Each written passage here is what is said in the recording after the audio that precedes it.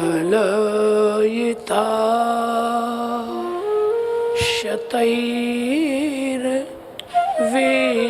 शतैर्विद्युता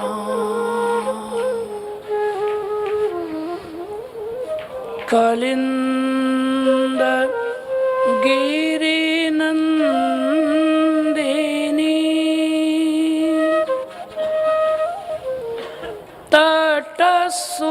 तटसुरद्रुमा लम्बिनी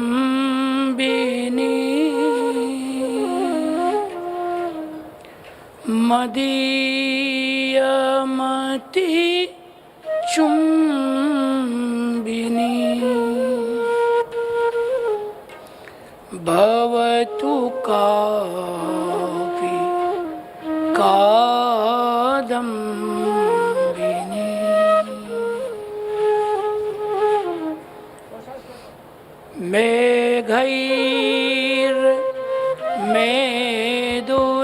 मेघैर्मेदुरमम्बरं वनभुवः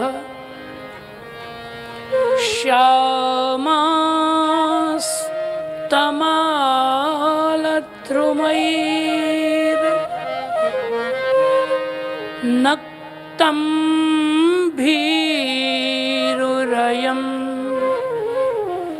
त्वमेव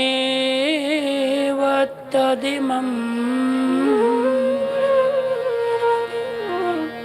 राधे गृहं प्रापय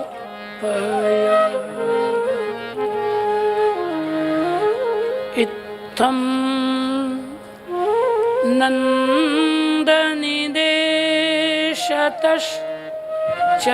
नन्दनिदेशतश्चलितयोः प्रत्यध्व कुञ्जद्रुमम् श्रीराधा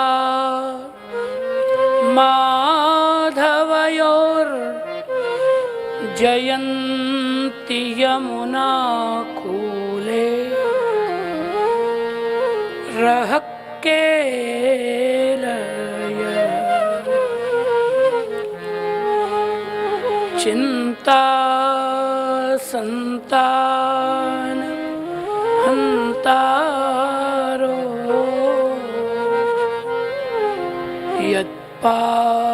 यत्पादाम्बुज रेणवः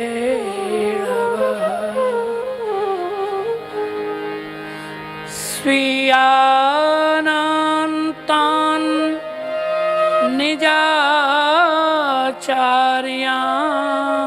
निजाचार्यान् प्रणमामि मुहुर्मुहुः यदनुग्रहतो जन्तुः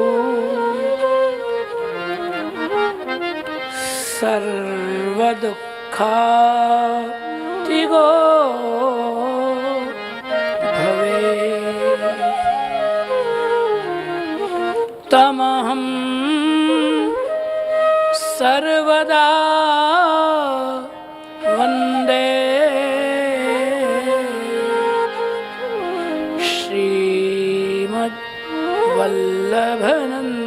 श्रीमद्वल्लभनन्दनम्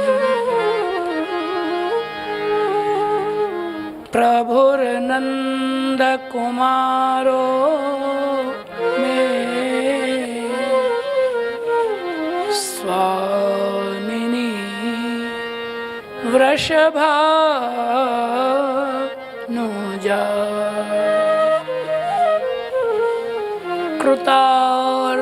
कृतार्थोऽहं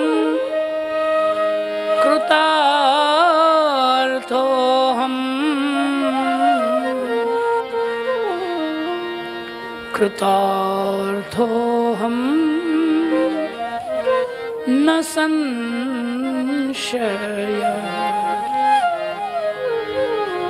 नमामि हृदये शेषे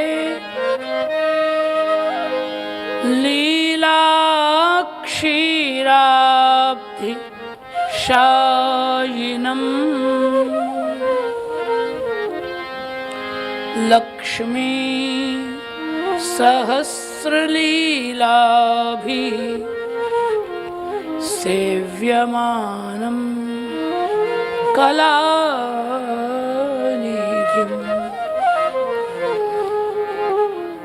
चतुर्भिश्च चतुर्भिश्च चतुर्भिश्च त्रिभिस्तथा षड्भिर्विराजते योऽसौ पंचधा हृदये मम। श्री गोवर्धननाथ की जय।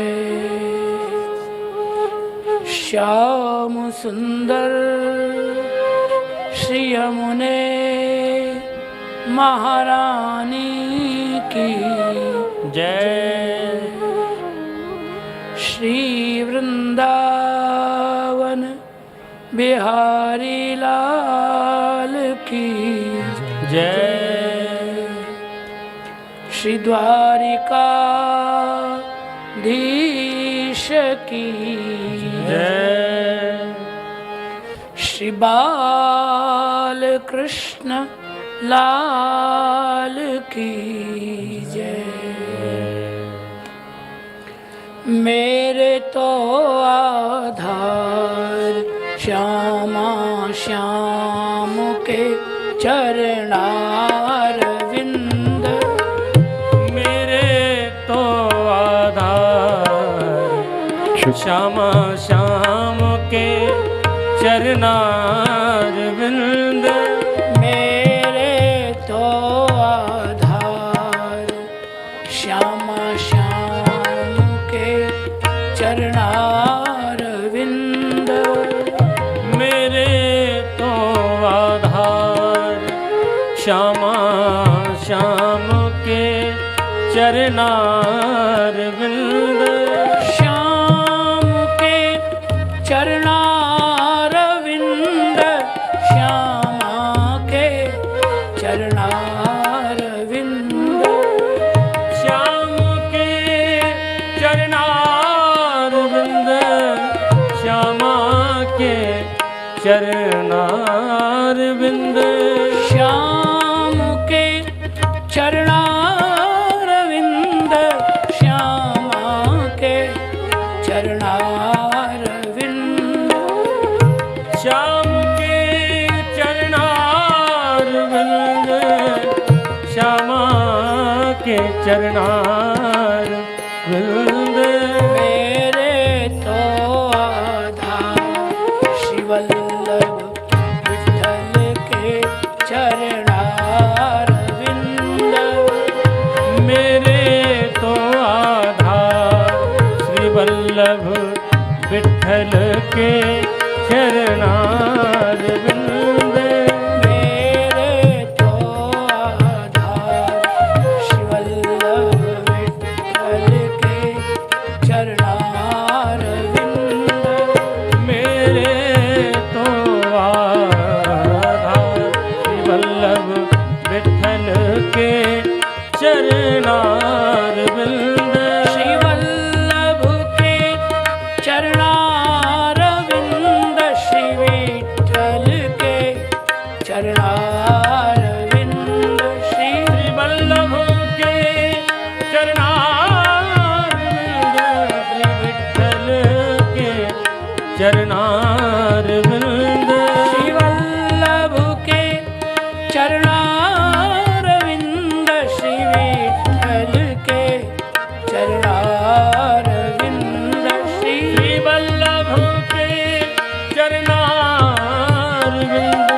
श्री विठ्ठल के चरणारविंद। मेरे तो आधार श्यामा श्याम के चरणारविंद।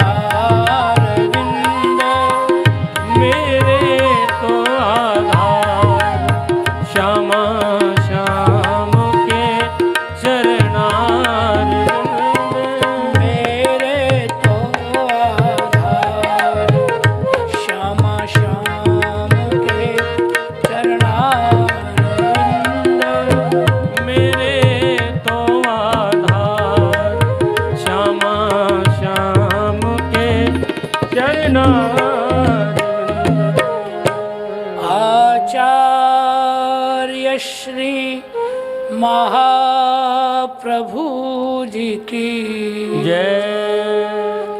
श्री गोसाई जी परम दयालु की जय। श्री मनहर लाल शास्त्री जी महाराज की जय।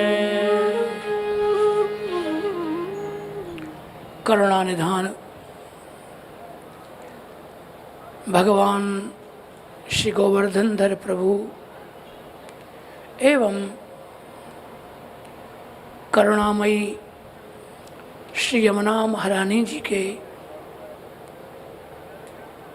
कृपा करुणा प्रसाद से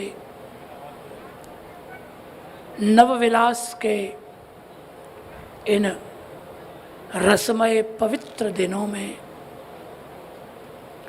श्री गिरिराज जी की निर्गुण तरहटी में श्री यमुना जी के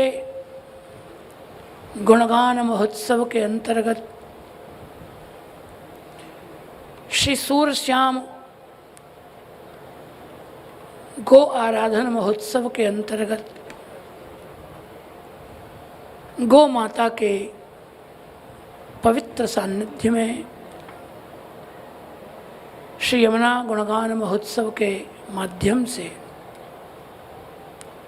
श्री यमुना जी के गुण गाने का, श्री गिरिराज जी को सुनाने का परम सौभाग्य अनेक जन्मों के पुण्य से प्राप्त हो रहा है। पूर्व में श्री यमुनाष्टक को केंद्र में रखकर हमने श्री यमुनाष्टक के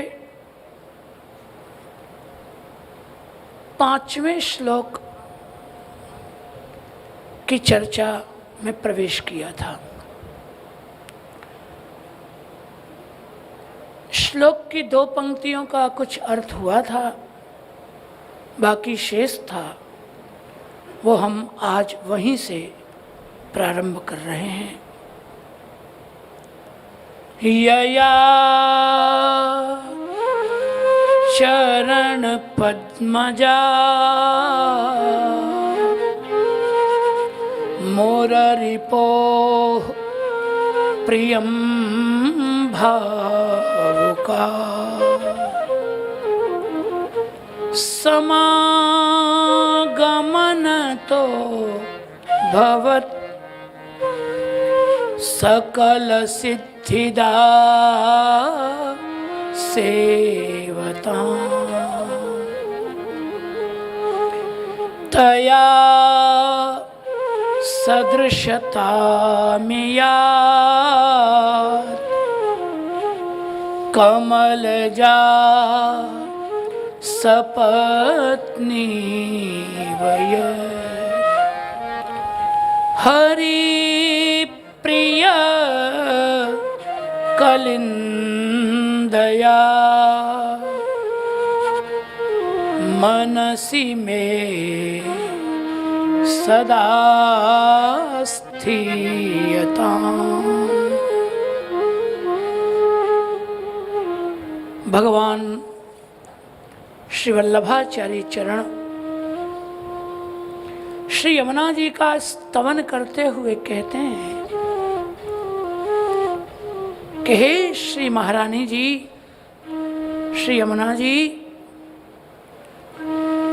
चरण कमल से प्रकट होने वाली श्री गंगा जी का महात्म्य यद्यपि पुराणों में, शास्त्रों में पहले से प्रसिद्ध था और श्री यमुना जी शरणागत जीव का मोक्ष आदि के द्वारा पाप नाश करके, मोक्ष दान करके कल्याण करने में समर्थ थी। यह महात्म्य गंगा जी का शास्त्रों में प्रसिद्ध था। लेकिन जब आपका समागम उनसे हुआ तो आपके समागम से श्री यमुना जी गंगा जी को आपके संयोग से वे समस्त सिद्धियां प्राप्त हुई जो समस्त सिद्धियां साक्षात भगवत संबंधी हैं और जो आप प्रदान कर सकती हैं, वो आपके संयोग से वह सामर्थ्य श्री गंगा जी को भी प्राप्त है। और जिस प्रकार आप श्री कृष्ण को प्यारी हैं, आपके संयोग के कारण श्री गंगा जी भी श्री कृष्ण की प्रिया हो गई। यद्यपि श्री गंगा जी भगवान का चरणामृत है, भगवान के वाम पादांगुष्ठ से श्री गंगा जी का प्रादुर्भाव हुआ है। श्री गंगा जी पाप नाशिनी है, मोक्ष की सीढ़ी है, मोक्ष प्रदान करने में गंगा जी की बहुत महिमा है। गंगा जी के महात्म्य में ऐसा वर्णन आता है कि यदा मनुष्याः प्रचलन्ति गंगाम रुदन्ति पापानि मिथो वदन्ति अहो कृतघ्ना मनुजा नृलोके स्वयं कृतान्येव विनाशयन्ति। जब कोई श्री गंगा जी के स्नान के लिए जाता है तो उस जीव के शरीर में रहने वाले पाप रोने लगते हैं और उसके शरीर में रहने वाले पाप रोते हुए कहते हैं कि देखो अहो कृतघ्ना मनुजा नृलोके, इस पृथ्वी पर मनुष्य कितना कृतघ्नी है, कितना क्रूर है। स्वयं कृतान्येव विनाशयन्ति। हम क्या मनुष्य के शरीर में बिना निमंत्रण के थोड़े ही आए हैं? पाप को जन्म तो मनुष्य ने अपने कर्म से ही दिया है। पाप किए हैं तो हम आए हैं ना, अपने आचरण से इसने हमको जन्म दिया। इसने स्वयं ही पाप किया है ना, तब हम आए हैं। तो स्वयं ही हमें जन्म दिया है और जन्म देने वाला कभी अपनी संतान को मारता तो नहीं है। जिसे पैदा किया हो उसे मारना तो संभव नहीं है। जल निर्वावे काठ को, कहो कौन यह रीत, अपनो सींचो जान के, यही बड़े न की प्रीत। एक 10 ग्राम का, उससे भी कम 1 ग्राम का ही सही, पत्थर पानी में डूब जाता है। पत्थर का 1 ग्राम वजन भी जल सहन नहीं करता, सिर्फ डुबा लेता है। लेकिन काठ को नहीं डुबाता, भले उसका वजन मन और कुंटल ही क्यों न हो। पर काष्ठ को नहीं डुबाता। कारण क्या है कि यह प्रीत की रीत है, अपनों सींचो जान के। वृक्ष तो जल से ही सींचा जाता है। तो बड़े लोग जिसका सिंचन करते हैं, जिसका पोषण करते हैं, जिसे जन्म देते हैं, पालते हैं, उसे मारते तो नहीं है, उसे डुबाते तो नहीं है। लेकिन ये मनुष्य इतना क्रूर है, मनुष्य के पाप कहते हैं कि इसने स्वयं हमको जन्म दिया और आज गंगा जी में स्नान करके हमें मरवाने के लिए भी स्वयं ही ले जा रहा है। जन्म देकर हमारा नाश भी स्वयं ही कर रहा है। कैसा क्रूर है। अरे जिसे जन्म देते हैं उसे तो कोई नहीं मारता, लेकिन इसने हमको जन्म भी दिया और आज हमें मारने भी जा रहा है। श्री गंगा जी का स्पर्श करने से पाप रह ही नहीं सकते हैं। और श्री गंगा जी अपवर्ग निशैनी, मोक्ष का सोपान है, मोक्ष की सीढ़ियां हैं। गंगा जी का बहुत महात्म्य है। तो वेद शास्त्र में गंगा जी का महात्म्य यद्यपि प्रसिद्ध है, तथापि श्री यमुना जी, श्री गंगा जी भगवान का चरणामृत होने से जीवों का उद्धार करने में तो समर्थ हैं, लेकिन सीधे सीधे उनकी भगवत प्राप्ति में गंगा जी का महात्म्य नहीं कहा गया। मोक्ष तो दे सकती है, लेकिन साक्षात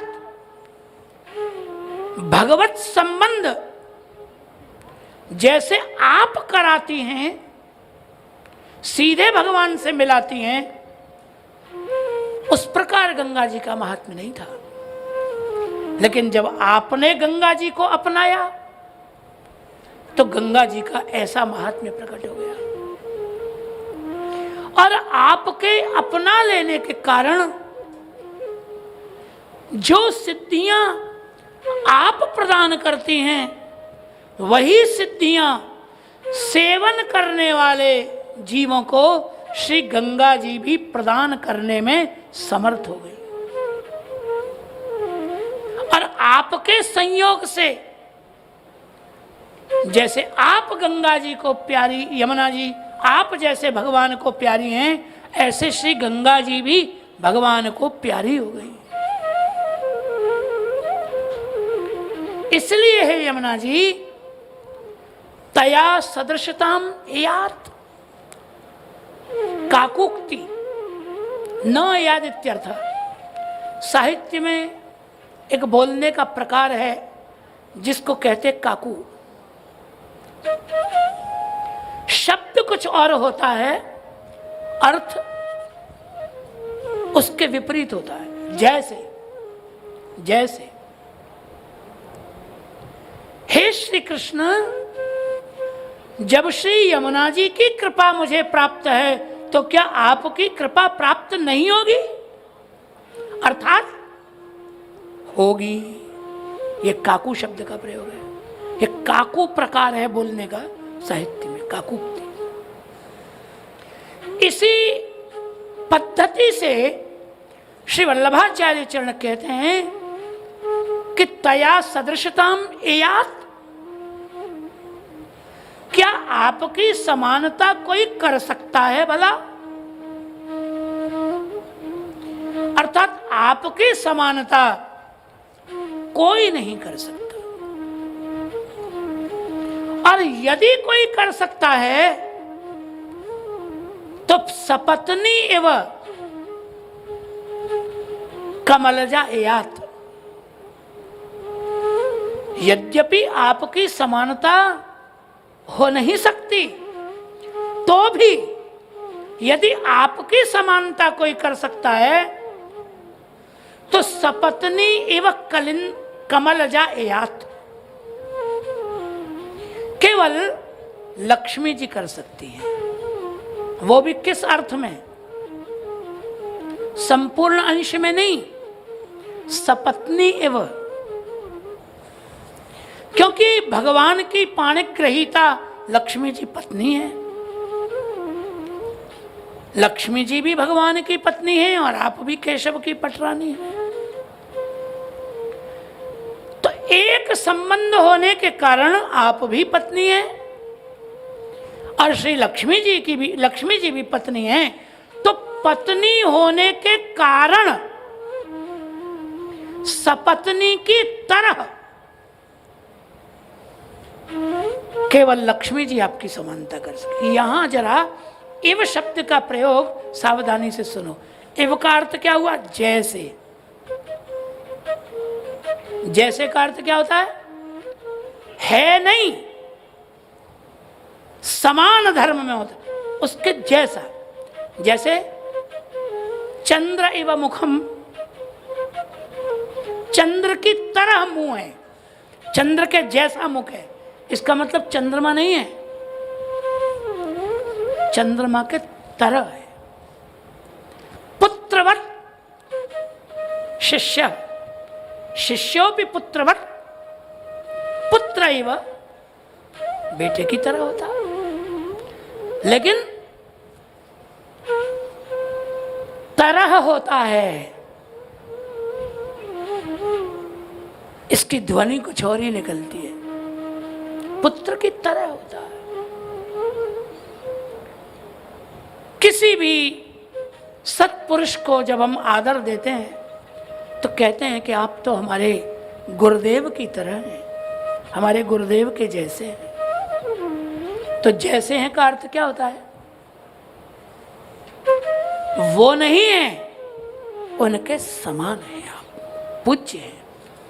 तो पत्नी की समानता के कारण श्री यमुना जी पटरानी है और लक्ष्मी जी भी पत्नी है। इसलिए सपत्नी होने के कारण उतने अर्थ में पत्नी का अधिकार समान हो, उतने अर्थ में आप की तुलना लक्ष्मी जी से की जा सकती है। लक्ष्मी जी सपत्नी के जैसी होने के कारण उतने अंश में आपकी सदृशता, आपकी तुलना कर सकती है। वास्तव में क्या है? वास्तव में श्री लक्ष्मी जी आपकी समानता कर नहीं सकती है।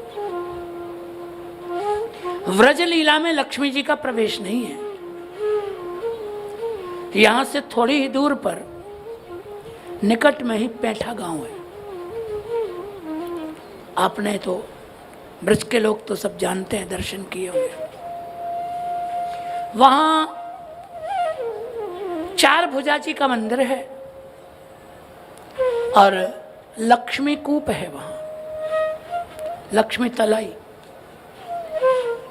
वहां की महिमा यह है कि श्री लक्ष्मी जी ने भगवान से प्रार्थना की कि मुझे व्रज लीला में अंगीकार कर ले।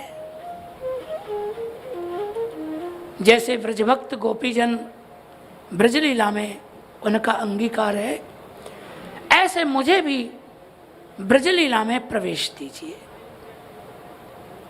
लेकिन भगवान ने कहा कि आपकी वह योग्यता नहीं है। आप ऐश्वर्य की देवी हैं, ऐश्वर्य की अधिकारिणी हैं और ब्रज की लीला माधुर्य लीला है। ऐश्वर्य और माधुर्य दोनों में परस्पर विरोध है। जहां ऐश्वर्य प्रकट होगा, माधुर्य डर के हट जाएगा वहां से।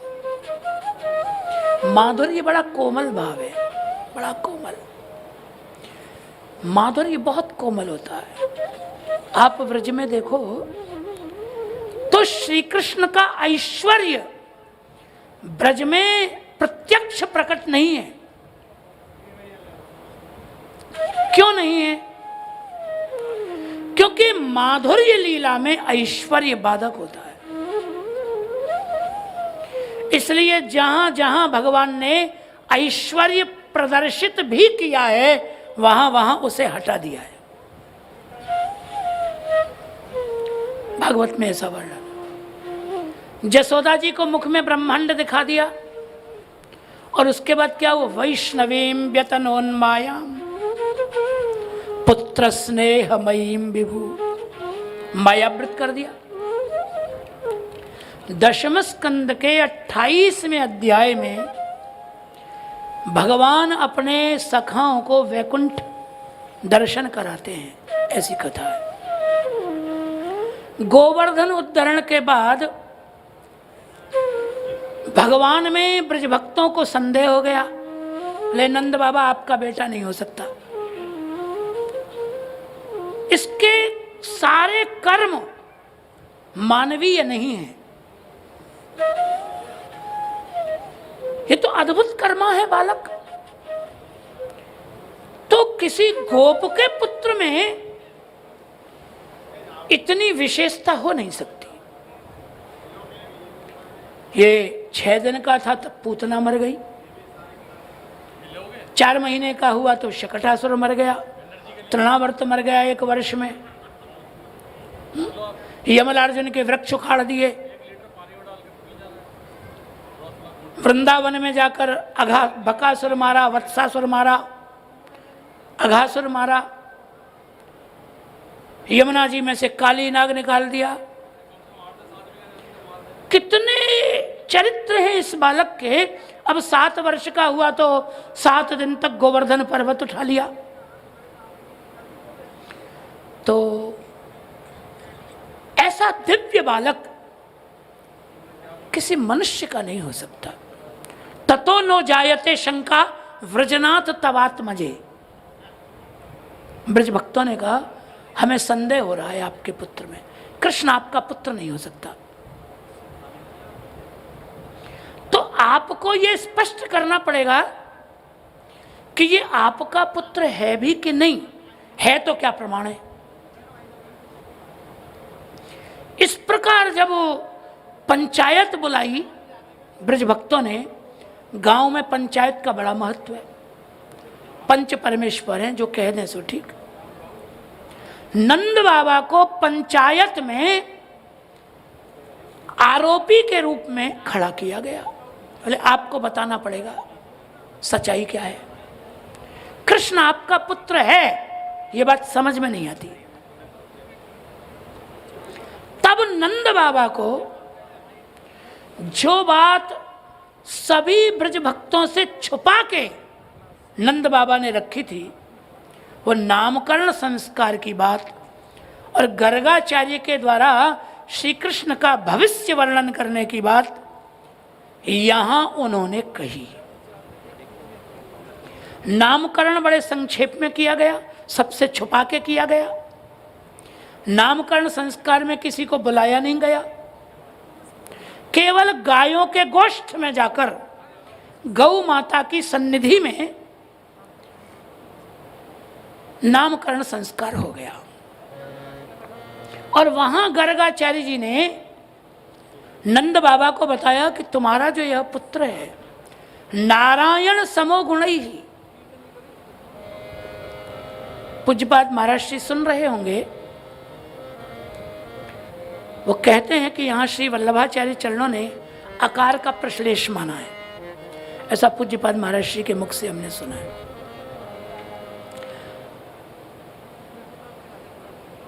लेकिन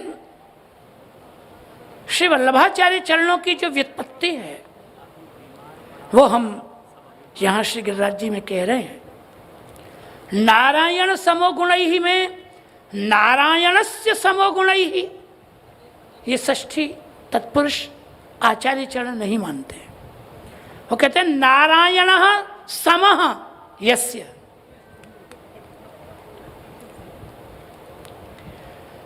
नारायण जिसके समान है, दृष्टांत समान धर्म का श्रेष्ठ से दिया जाता है। कृष्ण नारायण के समान नहीं है, नारायण उनकी विभूति है तो नारायण उनके समान है, कृष्ण उनसे श्रेष्ठ है। नारायण उनके जैसे, ये अर्थ श्री वल्लभाचार्य महाप्रभु जी का है। तो गर्गाचार्य जी ने वहां कहा था कि ये तो साक्षात परमात्मा है, इसके किसी भी कर्म में कोई संदेह करना ही मत। ब्रज की सारी विपत्तियों को ये बालक मिटाएगा। ये गर्गाचार्य जी ने पहले ही भगवान के नामकरण संस्कार में भविष्यवाणी कर दी थी। इसलिए नंद बाबा ने कहा कि भैया हमको अपने लाला के इस कर्म में, दिव्य कर्मों में कोई संदेह नहीं है, क्योंकि हमारी निष्ठा है कि इतने बड़े ब्रह्मर्षि गर्गाचार्य असत्य नहीं बोल सकते। तो यह बालक भगवान का स्नेह भाजन है, भगवत रूप है। इसलिए मुझे कभी शंका नहीं हुई। ये बात हमने आज तक किसी को नहीं बताई, पर आज जब आप संदेह कर रहे हैं तो आज हमको बताना पड़ रहा है। अंततो गत्वा नंद बाबा की आंखों में आंसू आ गए, क्योंकि भगवत संबंध में ही संदेह हो गया। तो उन्होंने कहा कि मैं गाय की सौगंध खाकर कहता हूं, ये मेरा ही पुत्र है, ये सच है, ये कोई दिव्य है। यह तो गर्ग मुनि ने कहा था, लेकिन पुत्र तो मेरा ही है। भगवत संबंध ये सुदृढ़ है। तो गर्ग मुनि की बात जब बताई तो गोपों को विश्वास हुआ। बोले बाबा आप ठीक कह रहे हो, यदि गर्ग मुनि ने कहा तो एक ब्रह्मर्षि की बात असत्य नहीं हो सकती, तब तो हम आपकी बात को स्वीकार करते हैं, बात ठीक है। अब ये समाचार फैला। अब भगवान तो चले गए गैया चराने। अब देखिए गोचारण में वहां क्या हुआ, क्या गजब की बात है। देखिए माधुर्य कैसा होता है और ऐश्वर्य कैसा होता है। देखिए गौ चराने के लिए भगवान गए तो वहां गोचारण लीला में सखाओं ने भगवान से पूछा, कन्हैया एक सवाल पूछना है। भगवान बोले भैया पूछो। तो बोले ये बताए तू भगवान है? कहा तू भगवान है? शांत चित्त से सुनी। ईश्वर से पूछा जा रहा है, क्या तुम ईश्वर हो? क्या तुम भगवान हो? तो भगवान तो मौजी तो है ही, ब्रज का ठाकुर तो मस्त है, मौजी है। तो भगवान ने कहा कि भैया ये बात क्यों पूछी? बोले सब कह रहे हैं ब्रज में तू भगवान है। ऐसे कह रहे हैं जैसे कोई कहे हमको बगीचे तक घुमा लाओ जरा। ऐसे सखा कह रहे हैं हमको जरा वैकुंठ दिखा दो,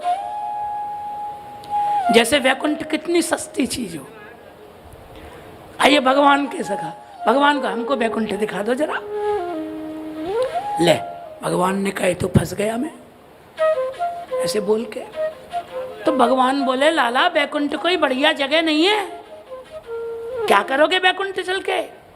पर बराबरी के सखा, अब ये तो माधुर्य है, माधुर्य तो बराबरी का है।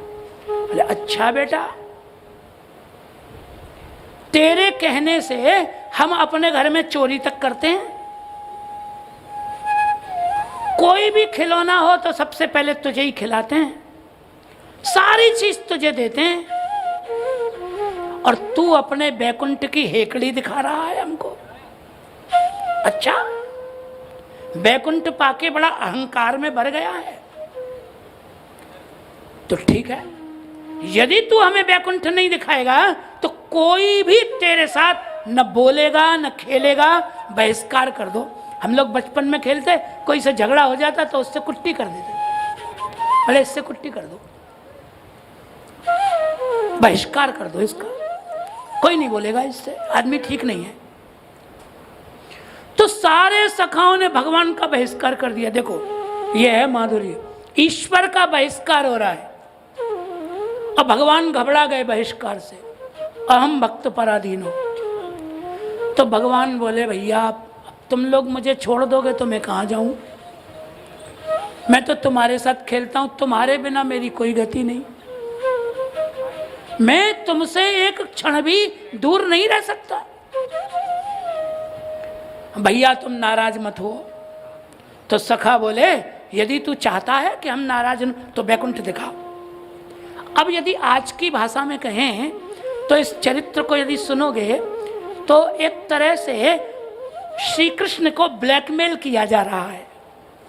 कोई प्रार्थना नहीं कर रहे हैं बैकुंठ दिखाने की, हाथ जोड़ के स्तुति नहीं कर रहे, दिखा, और नहीं दिखाए तो भाग यहां से चल, या तो दिखा नहीं तो भाग जा हमारे पास से। और भगवान ब्लैकमेल हो रहे हैं। देखो दब गए भगवान। ऐश्वर्य दब सकता है कहीं, लेकिन माधुर्य से दब सकता है भगवान। प्रेम की मिठास से भगवान दब सकता है। तो भगवान ने कहा कि भैया अब ठीक है, चलो तुम्हारी मर्जी है तो तुमको वैकुंठ दिखाऊं। एक बात बताओ, तुम कहो तो तुमको वैकुंठ ले चलूं, और तुम कहो तो वैकुंठ को यहीं ले आऊं थोड़ी देर को। सखा बोले लाला हमने तो सुनी है वैकुंठ बहुत दूर है। बोले दूर तो है, तुम कहो तो यहीं ले आऊं। तो बोले लाला ये बहुत अच्छी बात है, यदि यहीं ले आवे तो आईवे जाइवे की मेहनत में पांव थक जाएंगे, तो ये मेहनत कौन करे, ब्रज के लोग बड़े सुकुमार हैं। तो कहा यहीं ले आ भैया। भगवान बोले ठीक है चलो, आंख बंद करो।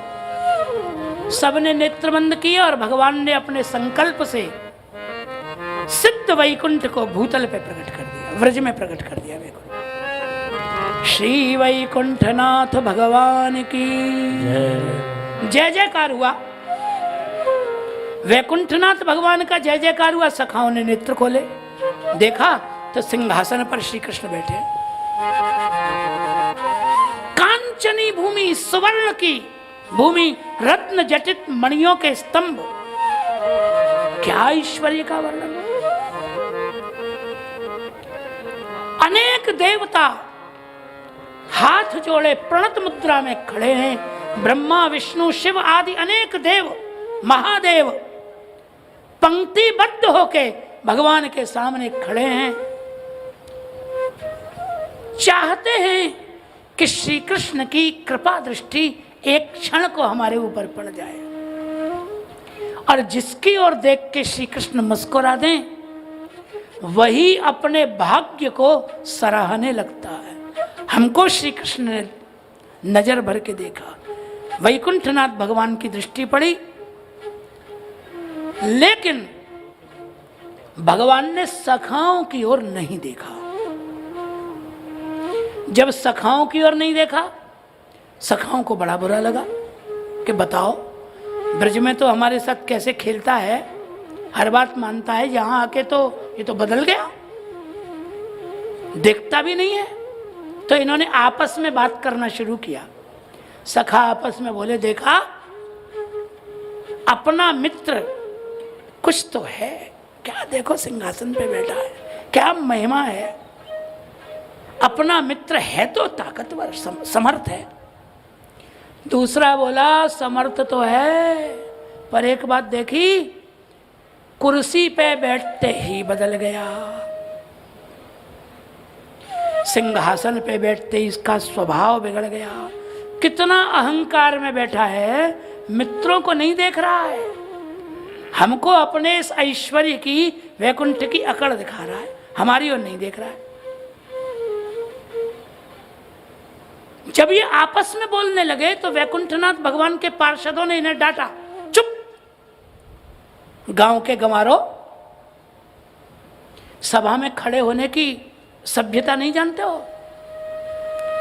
वैकुंठनाथ भगवान के दरबार में शांति मत बिगाड़ो, जैसे हो चुपचाप खड़े रहो। तो ये मित्र तो मित्र हैं, माधुर्य है। तो ये तो इन्होंने कहा कि भाई वैकुंठनाथ तो होगा तुम्हारे लिए, हमारा तो जिगरी दोस्त है, अभिन्न मित्र है। हमारे लिए थोड़ी कोई बैकुंठनाथ है, हमारा तो मित्र है। तो भगवान के पार्षद हंसने लगे, बोले गंवारो, तुम जानते हो मित्रता कैसे होती है? समानशील व्यसने सख्यम। कल पूज्यपाद महाराज जी ने गीता जी का श्लोक बोला था, नत्वत्समोस्त्यभ्यधिकः कुतोन्यो। समान धर्म वालों में मित्रता, बराबरी के लोगों में मित्रता होती है, और भगवान के बराबर कोई है ही नहीं, तो भगवान से किसी का मित्र होना संभव ही नहीं है। भगवान किसी के मित्र, क्योंकि बराबर ही नहीं है कोई, और मित्रता तो बराबरी के बिना नहीं हो सकती। तुम अपने आप को वैकुंठनाथ भगवान के बराबर का समझते हो? कोई मित्रता, यहां सब भगवान के दास हैं, कोई बराबर का नहीं। अरे भाई, हमारी बात का विश्वास करो। यदि तुमको विश्वास नहीं है तो एक काम करो, हमको वैकुंठनाथ के पास ले चलो, हम वैकुंठनाथ से ही पूछवा देंगे कि वो हमारा मित्र है कि नहीं। जरा लेके चलो हमको, हम पूछवा देते हैं अभी। तो बोले अच्छा, ज्यादा चालाक समझते हो अपने आप को, मूर्खो। तुम चाहते हो कि वैकुंठनाथ भगवान इस चालाकी से तुमसे बात करेंगे, हम तुमको उनके पास ले चलें? नहीं, वैकुंठनाथ भगवान से इस प्रकार कोई बोल नहीं सकता, ऐसे भगवान नहीं बोलते। अच्छा, तो कैसे बोलते हैं भैया? तो कहा वैकुंठनाथ भगवान से बोलना हो, मिलना हो, तो हजारों हजारों वर्ष पहले प्रार्थना पत्र देना पड़ता है, स्वीकृति लेनी, अपॉइंटमेंट लेना पड़ता है। स्वीकृति लो पहले, और भगवान की मर्जी आवे तो मिलने की स्वीकृति देते हैं, मर्जी नहीं आवे तो नहीं देते हैं। और भगवान मिलने की स्वीकृति दे भी दें, देने के बाद भी मन न हो तो आपका अपॉइंटमेंट कैंसिल, नहीं मिलेंगे। जो समय आपको मिलने के लिए दिया है, वो समय में आप यदि चूक गए तो नहीं मिलेंगे, निर्धारित समय है वही मिलेंगे।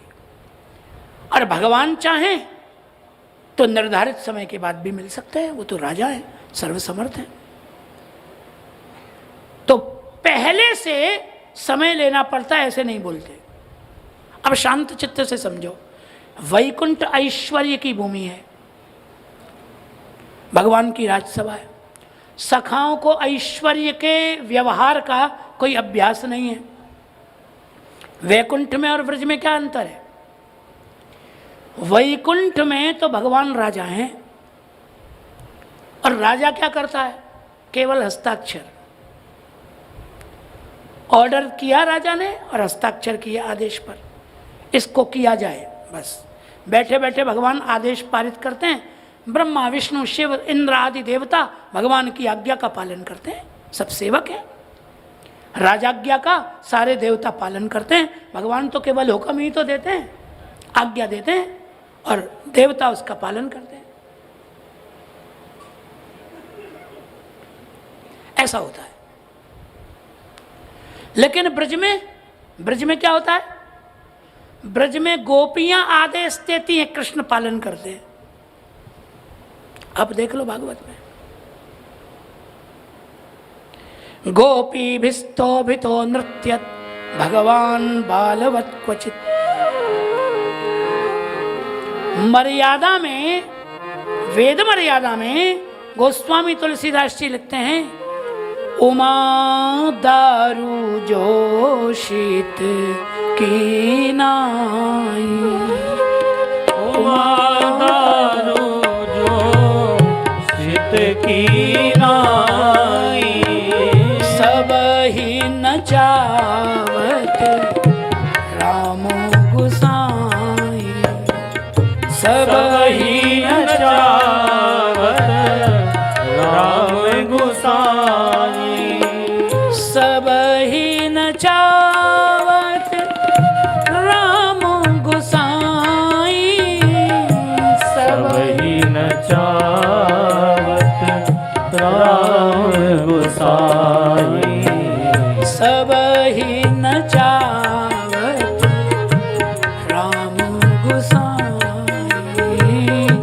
सबही नचावत राम गुसाई। जैसे कठपुतली नचाने वाला उंगली के संकेत से कठपुतली को नचाता है, दारू जोशित का अर्थ है कठपुतली, ऐसे भगवान पूरे ब्रह्मांड को अपने इशारों पे नचा रहे हैं। अर्थात परमात्मा नचा रहा है और हम सब जीव नाच रहे हैं।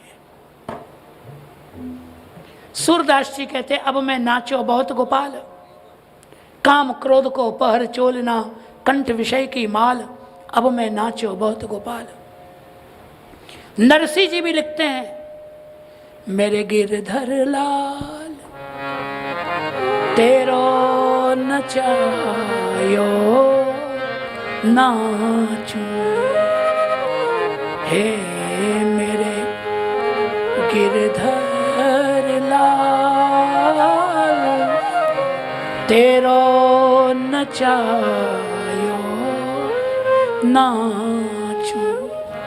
भगवान नचा रहे हैं, प्राणी मात्र नाच रहा है उनके इशारे पर।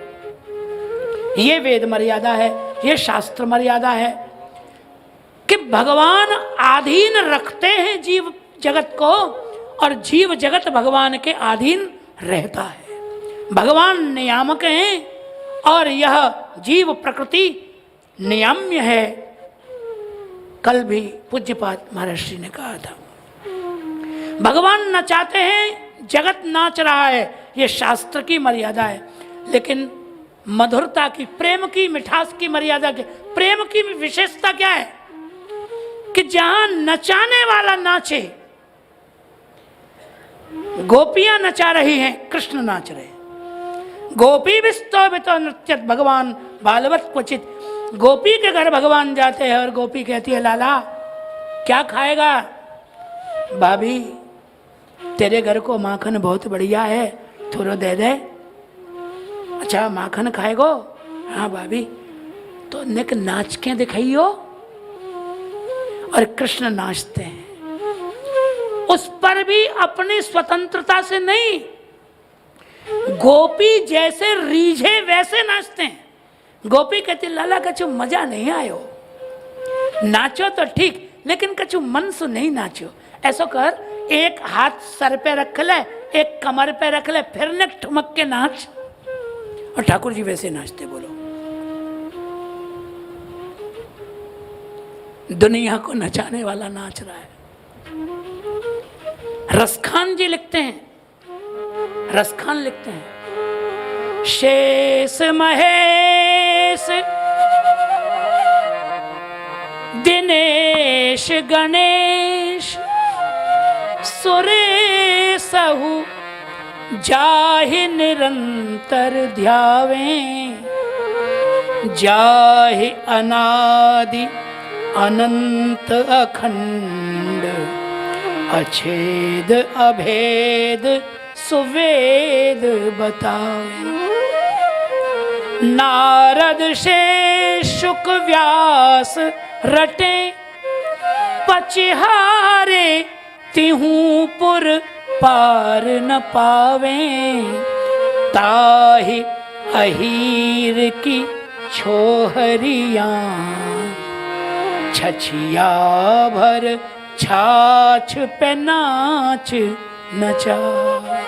गोपी भिस्तो भितो नृत्य।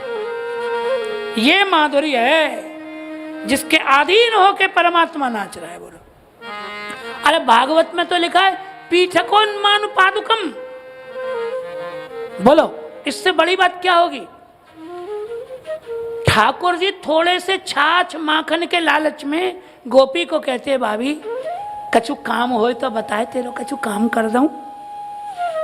देखिए, और गोपी कहती है, लाला अच्छे काम कर, मेरे बैठवे को जो पीड़ा है पटा वो नेक उठाएला। और छोटे से कन्हैया से उठता नहीं है तो भगवान खींच खींच के उसको लाते। गोपी क्या, भाभी बैठ जा बैठ जा, और कछु काम बताए। पादुकम, भागवतकार कहते हैं, गोपी कहती है, लाला मेरी चरण पादुका वहां रखी हैं, मेरी पादुका ला दे निक, मेरी पादुका ले आ। ठाकुर जी पादुका लाते हैं गोपी की, उसके पैरों पे रखते, भाभी तू कहे तो पहराए दूं। क्या माधुर्य है। वेदांतियों का ब्रह्म बड़ा गंभीर है। यदि हंसता हुआ ब्रह्म देखना हो, नाचता गाता मौज मनाता भक्तों के साथ आनंद विहार करता हुआ परमात्मा देखना हो तो आप ब्रज में देखिए। ऐसा परमात्मा तो आपको यही मिलेगा, सर्व सुलभ, सबके लिए नित्य है, सुलभ है ना। गजब की बात। जो भगवान वैकुंठ में केवल आदेश देते हैं, पालन करने वाले तो देवता हैं, पालन करते हैं भगवान की आज्ञा का, वे ही भगवान ब्रज भक्तों की आज्ञा का पालन करते हैं। जो ब्रज भक्त कहे सो करते हैं। वैकुंठ में भगवान पालक हैं, पूरे ब्रह्मांड को पालते हैं, पर वैकुंठ में जो पालक है वो ब्रज भक्तों के लिए छोटा सा बालक है, बालक बन के रहता है। वैकुंठनाथ भगवान पूरे ब्रह्मांड के भोजन की व्यवस्था करते हैं। सब सारी सृष्टि को भोजन करा के बाद में ठाकुर जी आरोगते हैं, लेकिन ब्रज में सबसे पहले ठाकुर जी भोजन कर, सबसे पहले आरोग लेते हैं। उठने के पहले ही जसोदा जी मंगल भोग तैयार रखती है, उठते ही भूख लगेगी तो कुछ न कुछ मांगेगा, इसलिए पहले भोग तैयार रखती है, बाद में जगाती है। उठते ही मांगते हैं कुछ न कुछ। माधुर्य की दुनिया ही अलग है,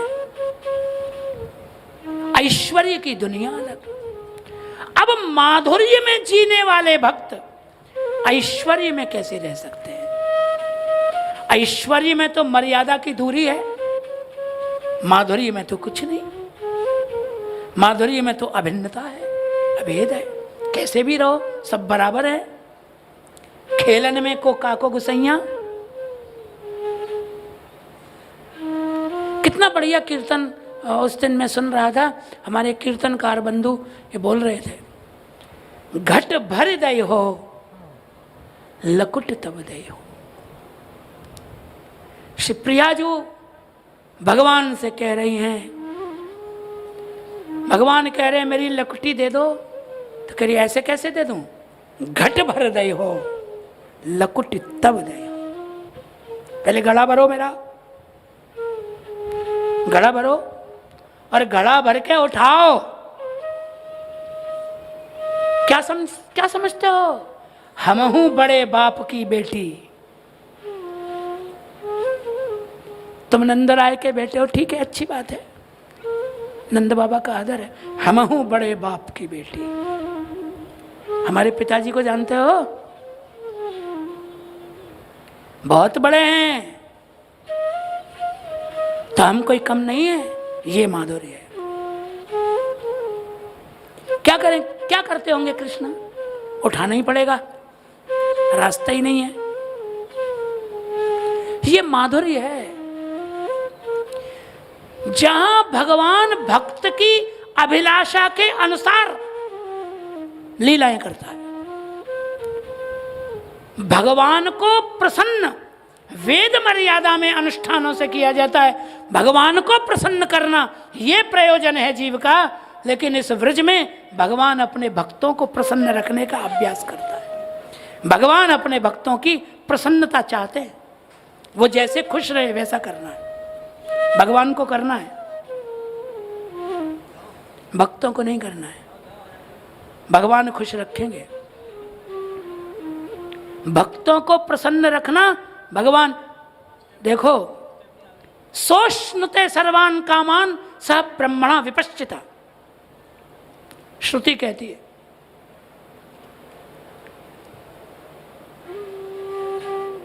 भगवान का वह प्रिय भक्त ब्रह्म के साथ में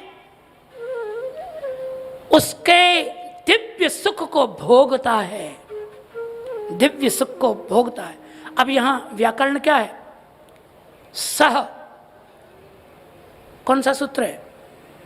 सहयुक्ते अप्रधाने, अप्रधान में तृतीया होती है सह के योग में, सह के योग में तृतीया अप्रधान में होती है। और यहां सह ब्रह्मणा, तो भगवान में सह का प्रयोग है, तो भगवान अप्रधान है और भक्त प्रधान है। भोगने वाला प्रधान है, भक्त की प्रधानता से भगवान उनके साथ लीला करते हैं। भक्त जो राजी हो भाई, भक्ताभिलाषा चरितानुसारी, ये माधुर्य है। इसीलिए ब्रजलीला का दिव्य महत्व है। आप सोचो, ये जिनको वैकुंठ दिखाया गया भगवान के सखा, जब भगवान ने इनकी ओर देखा भी नहीं, रोने लगे ये लोग, रोने लगे, हाथ जोड़ने लगे, आंखें बंद कर ली। हे वैकुंठनाथ भगवान, हम पे दया करो, हमको तो वैकुंठ 2 कौड़ी का भी नहीं लगा, हमको नहीं रहना वैकुंठ में, हमको वैकुंठ से निकालो किसी तरह। बोलो, वैकुंठ पहुंचने के लिए कितने कितने साधन मुमुक्षु लोग करते हैं। उस वैकुंठ में पहुंचकर ब्रजभक्त कहते हैं हमको नहीं रहना, हमको बिल्कुल नहीं जमा वैकुंठ, हमको निकालो यहां से। आंख बंद कर ली, और जब आंख खोली तो देखा वहां कुछ था ही नहीं, अंतर्धान कर दिया भगवान ने सब। और ब्रज की रज में खड़े हुए मुस्कुरा रहे थे ठाकुर जी। अब सखाओं ने आंख खोल कर देखा तो आंखों से तो आंसू बह रहे थे, देखा तो वहां कुछ था नहीं, और श्री कृष्ण मुस्कुरा रहे थे। तो सखा बोले, क्यों रे लाला, हम रोए रहे हैं, तू हंस रहे हो है? तो ठाकुर जी बोले, मैं हूं तो यही कह रहे हूं कि तुम में तो कौन की सास मर गई जो रोए रहे हो, काहे को रोए रहे हो भैया? बोले, अरे वैकुंठ में तो बड़ो अकड़ के बैठे हो तो तू। भगवान बोले, कौन सा वैकुंठ, कहाँ को वैकुंठ? अब का जगत जगत सपनों देखने लगे, जागते जागते में सपनों देख रहे हो का? मैं तो तुम्हारे संगी ही हूं, कहूं बाहर ही ना गए हो, काय को वैकुंठ, कैसो वैकुंठ? विस्मृति करा दी। क्यों करा दी? ऐश्वर्य यदि टिक जाएगा तो माधुर्य नहीं टिक सकता, फिर लीला नहीं हो सकती। ऐश्वर्य और माधुर्य दोनों में भेद है। व्रज में माधुर्य है, भगवान का ऐश्वर्य प्रकट होगा द्वारिका में जाके, श्री मधुपुरी में आके, द्वारिका में जाके, वहां ऐश्वर्य प्रकट होगा। व्रज में नहीं है, व्रज में माधुर्य है।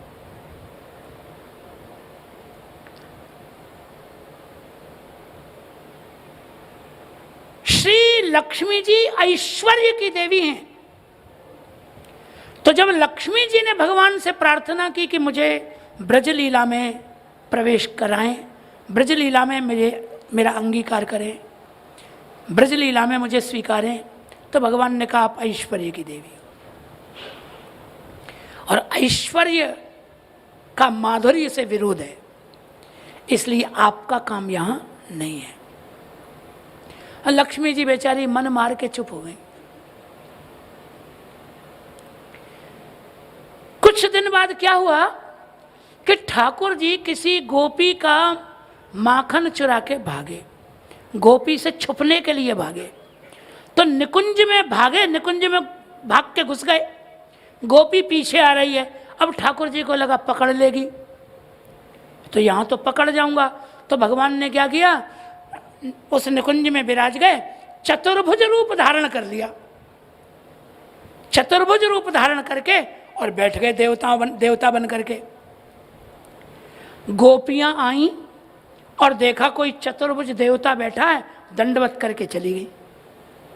बोले अपना प्रियतम तो है नहीं, अपना प्यारा तो है नहीं, अपना तो 2 भुजा वाला है, कहाँ शंख चक्रगढ़, अपना तो है ही नहीं 4 भुजा, अपने से तो कोई मतलब नहीं।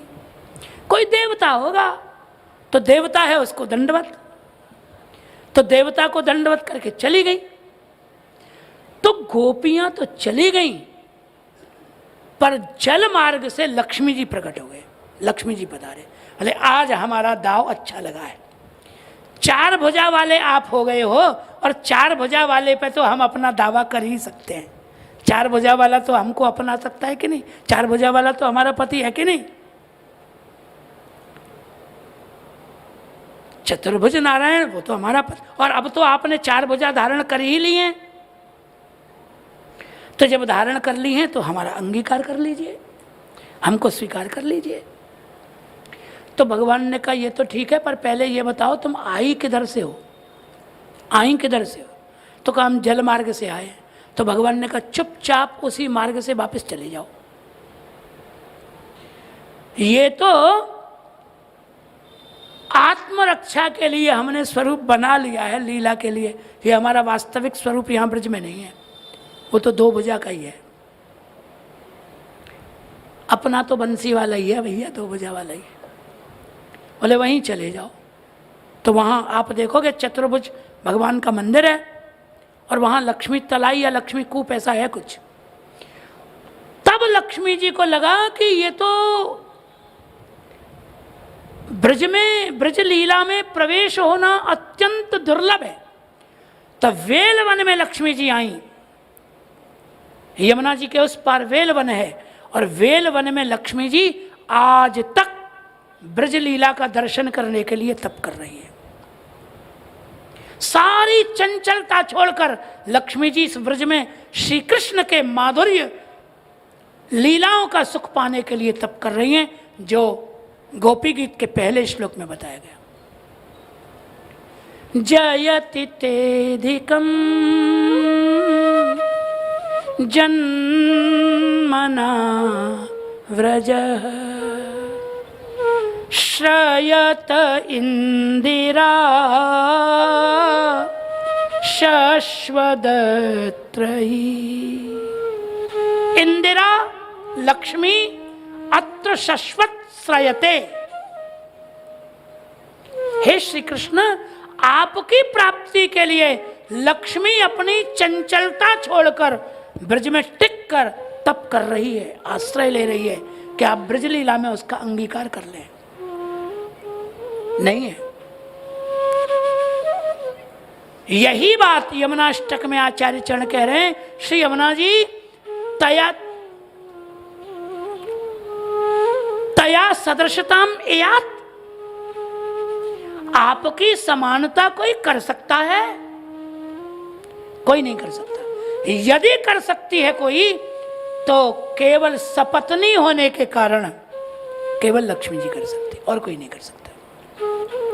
और लक्ष्मी जी सपत्नी हैं, तो सपत्नी की तरह केवल पत्नी संबंध मात्र में आपकी तुलना कर सकती हैं, प्रेम मात्र में आपकी तुलना, माधुर्य मात्र में आपकी तुलना नहीं कर सकती। माधुर्य भाव में लक्ष्मी जी से भी आपकी तुलना नहीं हो सकती। केवल सपत्नी की तरह हैं वो। आप भी पटरानी हैं, लक्ष्मी जी भी पत्नी हैं, बस इतने अंश में तुलना की जा सकती है। और आप तो हरिप्रिया हैं और सारे क्लेशों को दूर करने वाली है। इसलिए है श्री यमुना जी मनसि में सदा स्थियता, मेरे मन में विराजे। शांत चित्त से सुनिए।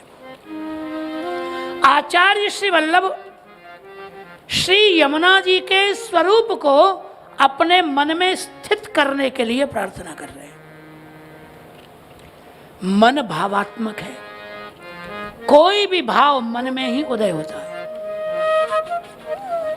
भावरूप मन है, इसलिए श्री भावरूपा श्री यमुना जी मेरे मन में विराज जाएं, तो भगवत भाव के अतिरिक्त और कोई भाव मेरे मन में कभी आएगा ही नहीं।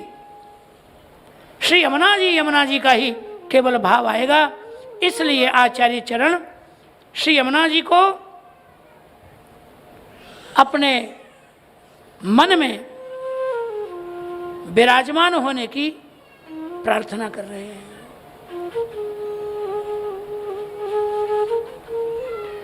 एक कीर्तन श्री यमुना जी का है, नंददास जी का आप सुने। भाग्य सौभाग्य श्री यमुने जो देहि, भाग्य सौभाग्य श्री यमुने जो देहि।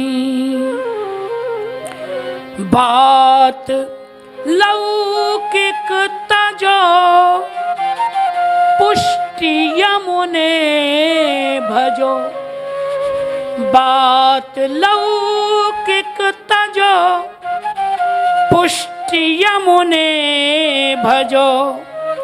लाल गिरवर धरन तब ही मिले,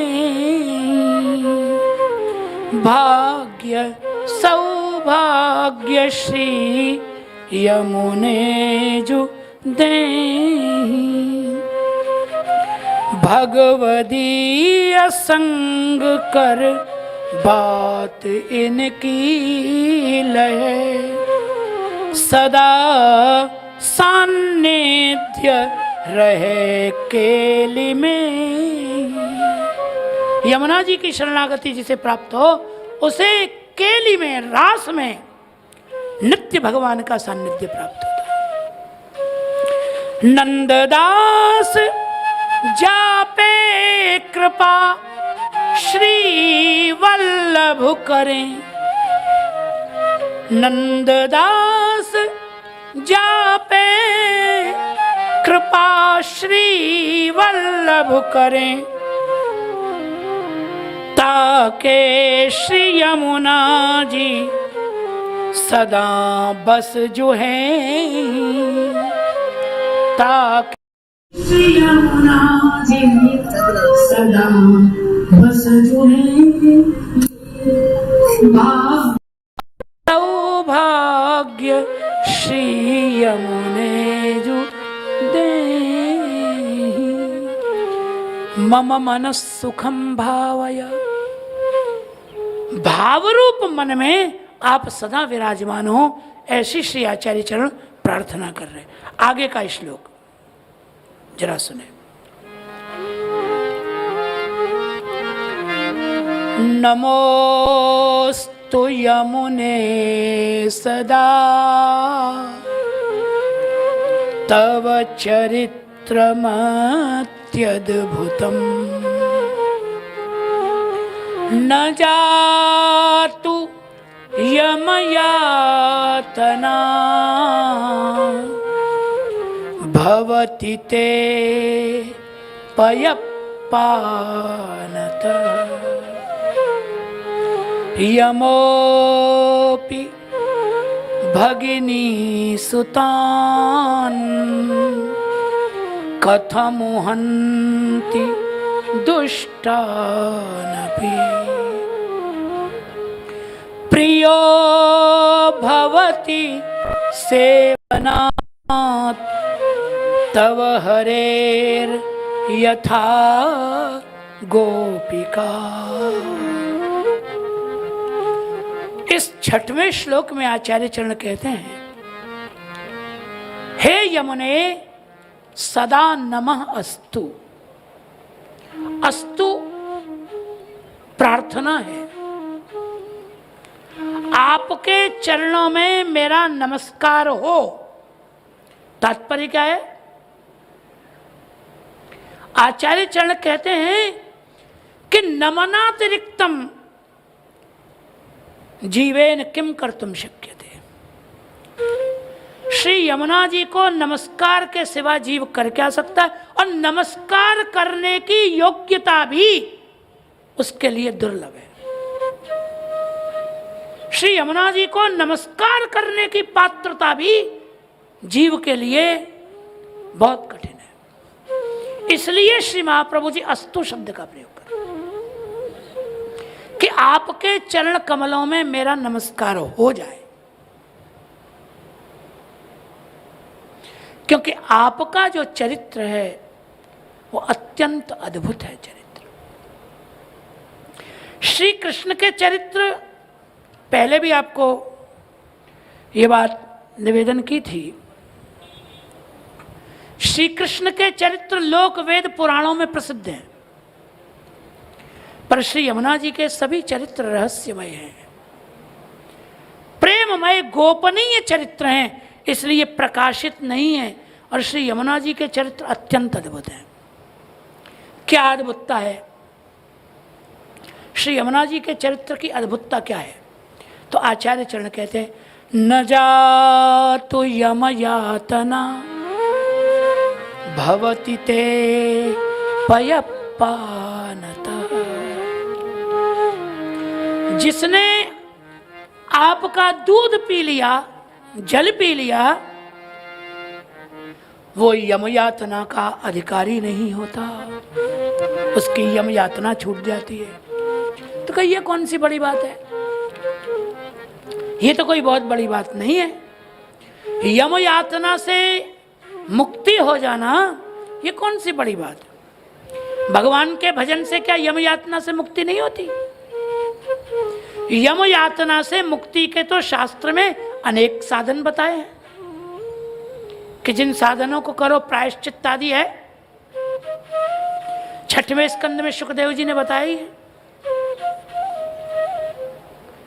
कि यदि यम यातना से, नरक आदि से बचना है, यम की यातना से बचना है, तो पाप का प्रायश्चित कर लो, यम यातना से मुक्ति। तो यमुना जी यदि यम यातना से मुक्त करती हैं तो कौन सी बहुत बड़ी बात है? इसमें अत्यंत अद्भुत होना क्या है? तो आचार्य चरण कहते हैं जातु। जातु शब्द बड़ा गंभीर अर्थ लिए हुए। जातु का अर्थ है अनायासेन, बिना किसी प्रयत्न के, बिना किसी साधन के। जैसे किसी व्यक्ति को प्यास लगी है, सावधानी से सुनिए, प्यास लगी है, अब उसे जल तो पीना है कि नहीं? और वहां निकट में ही श्री यमुना जी हैं, तो केवल और केवल प्यास बुझाने के लिए वो यमुना तट पर गया और उसने जल बुद्धि करके केवल मुंह भर के जल पी लिया, 1 अंजलि भर के जल पी लिया।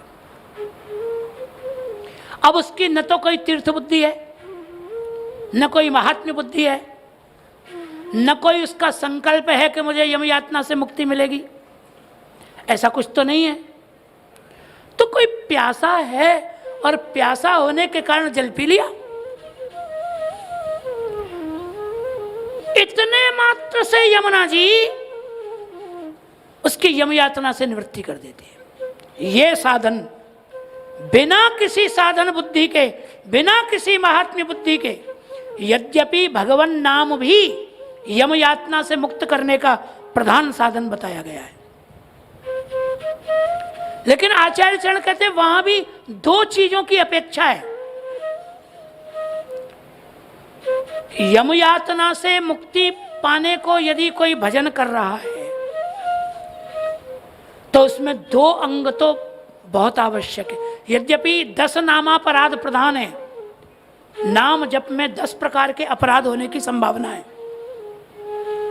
नामापराध होते हैं, लेकिन नाम का फल भी तब मिलेगा जब कम से कम 2 दोष नाम जपने वाले में न हो।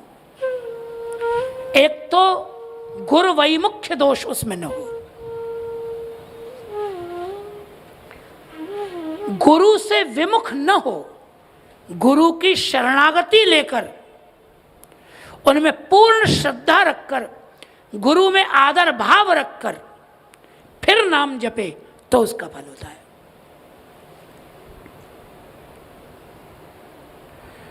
दूसरी बात, वैष्णवापराध न हो, किसी भक्त का अपराध न किया हो, क्योंकि भक्तापराध भगवान सहन नहीं करते। भक्त का विरोध करने वाले के नाम जप को भगवान नाम जपी नहीं मानते। गुरु से विमुख जीव के नाम जप का कोई प्रधान लाभ नहीं है। नाम जप आदि जो शास्त्र में साधन बताए हैं यम यातना से मुक्ति के, वो साधन तो हैं, लेकिन उसमें प्रयास करना पड़ेगा। ये दो दोष यदि दो में से एक भी आ गया तो नाम साधन नहीं होगा, नहीं छुड़ाएगा। पर यमुना जी की कृपा में कोई साधन की जरूरत नहीं। अब बताओ इसमें क्या साधन हुआ? किसी आदमी को प्यास लगी और उसने यमुना जी में जाकर जल पी लिया, क्या साधन हुआ उसका? तो शास्त्र में ये एक व्यवस्था है, नहीं वस्तु शक्ति ही ज्ञानम अपेक्षते। वस्तु की जो सामर्थ्य है, वस्तु में पदार्थ में रहने वाली जो योग्यता है, वो दूसरे के ज्ञान की अपेक्षा नहीं रखता। जैसे बड़ा प्रसिद्ध कीर्तन है, आप सब जानते हो, बड़ा प्रसिद्ध है, एक लोहा पूजा में राखत, एक लोहा पूजा में राखत, एक घर अधिक परो, एक घर अधिक परो, यह दुविधा पारस नहीं जानत, यह दुविधा पारस नहीं जानत, कंचन करत खरो, कंचन करत खरो, गोपाला मेरे अवगुण चित न धरो, गोपाला मेरे अवगुण चित न धरो, हो नंद लाला मेरे अवगुण चित न धरो, ओ नंद लाला मेरे अवगुण चित न धरो, एक नदिया एक नार कहावत, एक नदिया एक नाव कहावत, एक नदिया एक नार कहावत, एक नदिया एक नार कहावत, मेलो नीर भरो, मेलो नीर भरो, जब मिल के दो एक वरन भाए, जब मिल के दो एक वरन भये, जब मिल के दो एक वरन भाए, सुर सर नाम परो, सुर सर नाम परो, नंद लाला मेरे अवगुण चित न धरो, ओ नंद लाला मेरे अवगुण चित न धरो, ओ गोपाला मेरे अवगुण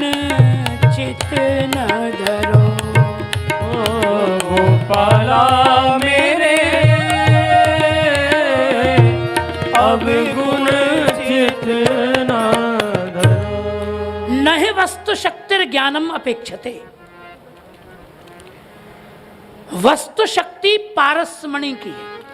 पारसमणि रूप जो वस्तु है उसकी जो शक्ति है, सामर्थ्य लोहे को स्वर्ण करने का, वो लोहे के ज्ञान की अपेक्षा नहीं रखता। वो ये नहीं अपेक्षा रखता है पारसमणि कि लोहे को मेरा ज्ञान हो, लोहा ये जाने कि ये पारसमणि है, इसकी अपेक्षा नहीं रखता। लोहा भले न जाने कि ये पारसमणि हो। पारसमणि के सामर्थ्य का, वस्तु की शक्ति का ज्ञान भले लोहे को न हो, लेकिन छुएगा तो सोना होगा कि नहीं? तो होगा। यह दुविधा पारस नहीं जानत। पारसमणि ये थोड़ी देखता है कि ये लोहा पूजा का है या ये कसाई के घर की छुरी है, वो नहीं जानता। वस्तु की शक्ति संयुक्त होने वाले पदार्थ से अपने महात्म्य के ज्ञान की अपेक्षा नहीं रखती। उसके संयोग में जो आता है उसको उसका फल प्राप्त होता है। ये यमुना जी का वस्तु सामर्थ्य है कि किसी को प्यास लगी है और वो यमुना जी की किसी महिमा को नहीं जानता, कुछ भी नहीं जानता, और उसने तो केवल प्यास बुझाने के लिए जल पी लिया। तो प्यास बुझाने के लिए जल पी लिया, बस उतने मात्र से न जातु यम यातना भवति ते पयपानता। इस प्रकार का महात्म्य, इस प्रकार की महिमा श्री यमुना जी के अतिरिक्त और कहीं देखने को नहीं मिलती। यहां पय शब्द जो है वो श्लेषार्थक है, श्लेष है पय में। जल को भी पय कहते हैं और दूध को भी पय कहते हैं। तो जिसने श्री यमुना जी का पान कर लिया, श्री यमुना जी मानते हैं कि इसने मेरा दूध पी लिया, और दूध पीने वाला तो पुत्र हुआ। तो जो यमुना पुत्र हो गया उसको यम यातना कैसे मिलेगी? और शास्त्रों में अनेक प्रमाण वचन श्री यमराज और यमुना जी का संवाद जहां हुआ है वहां इस प्रकार की चर्चा हुई। तो यमुना जी यमराज की छोटी बहन है। एक तो बहन तो वैसे ही आदरणीय होती है, बहन का आदर करना चाहिए। दया या भगिनी मूर्ति भागवतकार लिखते हैं 6वें स्कंद में। बहन दया की मूर्ति है। बहन बेटियों पर दया ही करनी चाहिए मनुष्यों को। उनसे बराबरी, बहन बेटियों से बराबरी नहीं करनी चाहिए। हम बड़े कष्ट के साथ ये बात करें, आज हम ऐसे देखने लगे हैं, ऐसी घटनाएं होने लगी हैं कि बहन भाइयों के संबंध में से प्रेम खत्म हो गया, क्षुद्र स्वार्थ को लेकर। कहीं बहनों में स्वार्थ आ गया, माता पिता की संपत्ति पे उन्होंने मुकदमा कर दिया और वो सारे संबंध खत्म हो गए।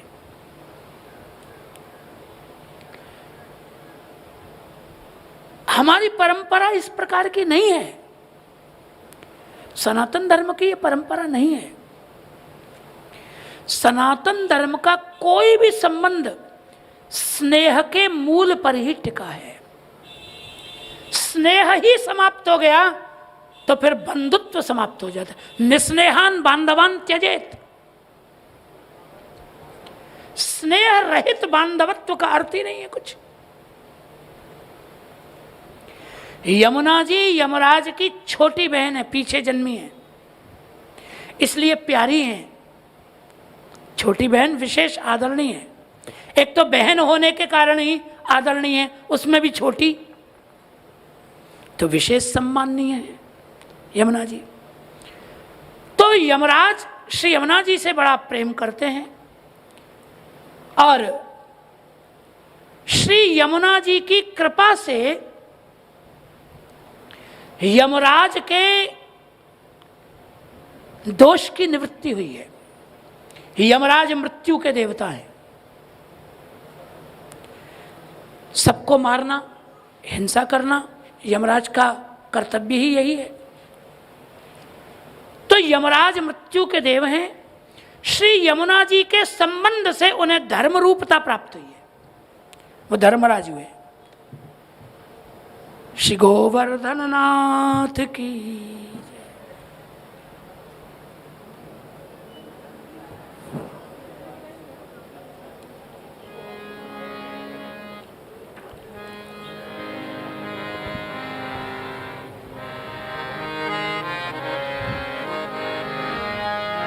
श्री वल्लभ विठ्ठल गिरधारी, श्री वल्लभ विठ्ठल गिरधारी, श्री यमुना जी की बलिहारी, श्री यमुना जी की बलिहारी।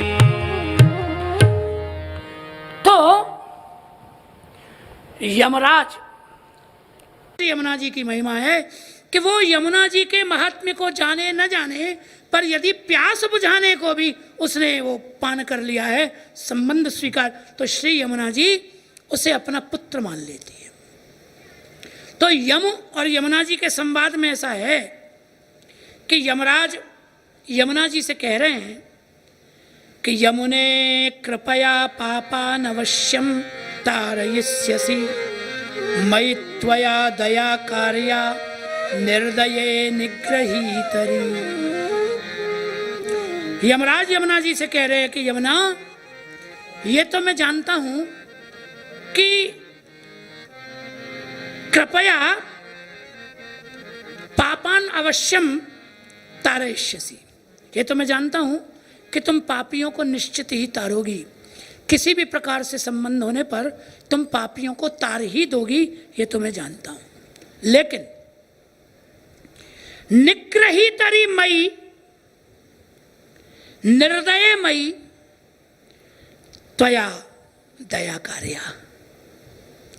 भाई हमारी भी तो कुछ मर्यादा है कि नहीं? आप सबको तार दोगी तो यमलोक में तो ताला लग जाएगा, फिर तो डिपार्टमेंट ही बंद हो जाएगा। हमको भगवान ने निग्रह की सेवा दी है और हमको निर्दयता पूर्वक दंड देने की भगवान की आज्ञा है, सेवा हमको यही मिली है। तो कुछ हमारे ऊपर तो दया करो, सबको ही तार दोगी तो फिर क्या होगा? कुछ हमारे ऊपर दया करो। तो श्री यमुना जी ने कहा कि देखो, जो मेरे संबंधी हैं उनको तो मैं तार ही दूंगी, जन सामान्य के लिए एक नियम बना देती हूं। और उसमें श्री यमुना जी कहती हैं, एवमस्तु मदम्भो भी स्नात्वा त्वाम आदरान्नराः दशभिश्च चतुर्भिश्च तर्पयिष्यन्ति नाम भी तेन हिंसा परोपि त्वं घृतकल्पो भविष्यति निरातंका भविष्यन्ति भवतो येपि पापिनः। श्री यमुना जी यमराज से कह रही हैं कि जो इस दिन, मेरे तेरे संवाद के इस दिन, मेरे इस जल में, रस में स्नान करेंगे और तुम्हारे 14 नामों से तुमको तर्पण करेंगे, यमराज को, वो भले कितने भी हिंसक हों और तुम कितने भी निर्दयी हो, हिंसक प्राणियों को मारते हो, तुम्हारा काम है, कितने भी हिंसक क्यों न हो, पर उनके लिए तुम घृतकल्पो भविष्यति, तुम पिघले हुए घी के समान नजर आओगे, कठोर नजर नहीं आओगे, और वो तुम्हारे आतंक से, तुम्हारे भय से निर्भय हो जाएंगे। यह श्री यमुना जी ने यमराज को कहा और यमराज ने उसे स्वीकार किया।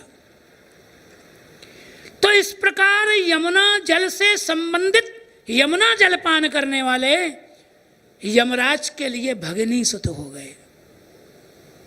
तो भगिनी वैसे ही आदरणीय है, उसमें भी छोटी है। अब यमुना जी का पुत्र हो गया तो कृष्ण का कौन हुआ? स्वाभाविक कृष्ण का भी पुत्र हुआ और यमराज का भांजा ही हो गया। तो दुष्टान अपि भगिनी पुत्रान यमः